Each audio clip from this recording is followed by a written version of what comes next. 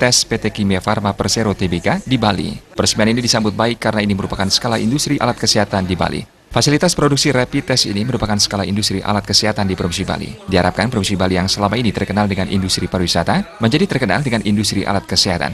PT Kimia Farma Persero Tbk melakukan pengembangan produksi berbasis research and development sehingga dapat memproduksi pregnancy, HCG test, malaria test, dengue IgG, IgM test, syphilis test, dan hepatitis B test.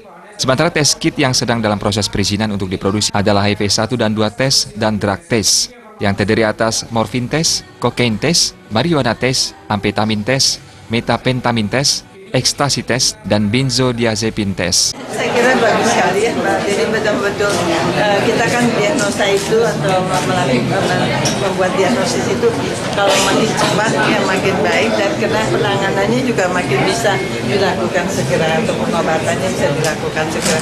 Jadi saya kira ini satu terobosan yang baik sekali ya, karena dulu barangkali memang sudah dikenal dengan tes kehamilan jadi dengan melalui urin itu ya gampang. Tapi kan ada tes-tes lain yang tadi kita positif malaria.